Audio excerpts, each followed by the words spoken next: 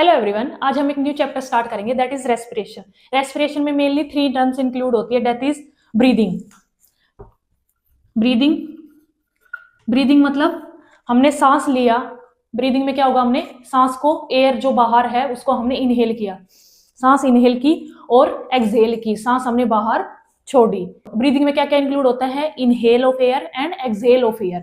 ठीक है, इसमें 2 टर्म्स कौन कौन सी हो गई, एक तो होगा इनहेल, ब्रीदिंग में एक होगा इनहेल और एक होगा एक्सहेल।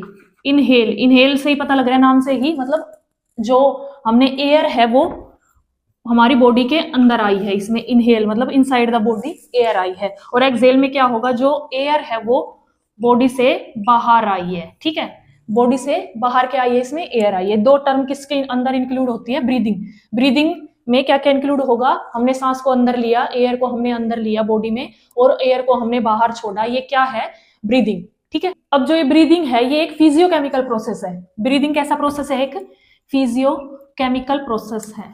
ठीक है, क्योंकि इसमें फिजिकल प्रोसेस भी होगा और केमिकल प्रोसेस दोनों ही इसके अंदर इंक्लूड होंगे, इसलिए इसको हम फिजियोकेमिकल प्रोसेस बोलते हैं। अब जो हमने एयर इनहेल करी और एक्सहेल करी उसमें क्या क्या प्रेजेंट होता है, एयर में क्या क्या मेनली प्रेजेंट होता है।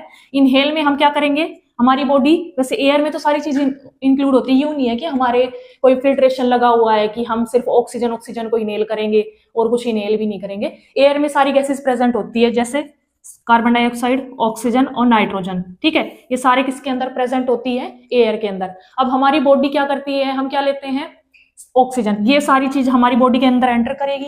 इनहेल में क्या होगा, जो ऑक्सीजन है उसको हमारी बॉडी अपने अंदर रख लेगी और CO2 और N2, कार्बन डाइऑक्साइड और नाइट्रोजन को हमारी बॉडी एक्सहेल कर देगी। ऑक्सीजन तो इनहेल हो जाएगी और CO2, नाइट्रोजन, ये हमारी बॉडी से एक्सहेल हो जाएगा।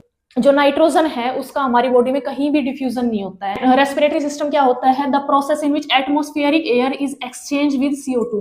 जो एटमॉस्फेयर की एयर है वो किसके साथ एक्सचेंज होती है, CO2 in the respiratory surface. किसके अंदर, रेस्पिरेटरी सरफेस क्या होगा, लंग्स होंगे हमारे, उसमें क्या होता है, exchange of CO2, atmosphere air and CO2 का एक्सचेंज होता है किसके अंदर, लंग्स के अंदर। In this process food is oxidise, इसके अंदर क्या होता है, फूड ऑक्सीडाइज होता है और क्या प्रोड्यूस करता है, CO2, water and energy. CO2, water and energy से प्रोड्यूस होती है। फूड इसमें ऑक्सीडाइज होता है, फूड का ऑक्सीडेशन होता है और CO2, एनर्जी एंड वाटर इसके अंदर प्रोड्यूस होते हैं। जैसे ये ग्लूकोज का फॉर्मूला है, ये ऑक्सीजन के साथ रिएक्ट करेगा तो carbon dioxide, water and ATP ये एक एनर्जी की फॉर्म है, 38 ATP मेनली इसमें रिलीज होती है। किसके अंदर, जब ये रेस्पिरेशन का प्रोसेस होता है तो उसके अंदर ग्लूकोज, जो हम खाना खाते हैं वो उससे हमें ग्लूकोज मिलता है और वो ऑक्सीजन के साथ रिएक्ट करके कार्बन डाइऑक्साइड, वाटर और ATP की फॉर्म में एनर्जी को रिलीज करता है।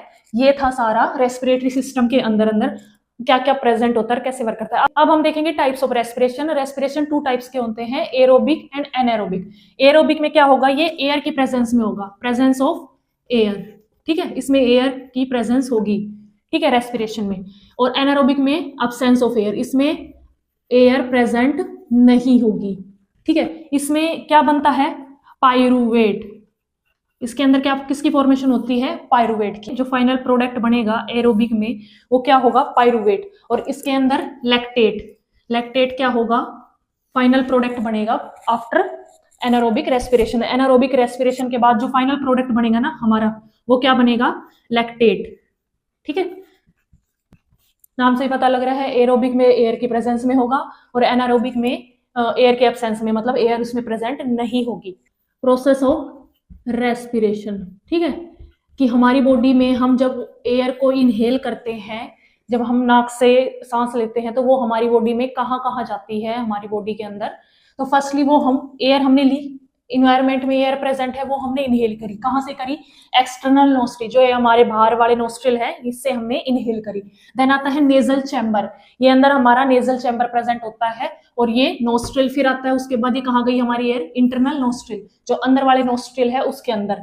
और ये फिर उसके बाद कहाँ गई, हमारे फेरिंग्स में, और ये है हमारी विंड पाइप। देन कहाँ गई, विंड पाइप, इसको हम ट्रैकिया भी बोलते हैं, किसको, विंड पाइप को हम ट्रैकिया भी बोलते हैं। देन ये कहाँ गई, ब्रोंकाई ये लंग्स के अंदर प्रेजेंट होते हैं, ये सारी चीजें, ब्रोंकाई, ब्रोंक्योल्स। देन ब्रोंक्योल से कहाँ गई, एल्वियोली से ये हमारे ब्लड में गई। ब्लड से टिश्यू में, टिश्यू से सेल में, सेल से सेलुलर रेस्पिरेशन।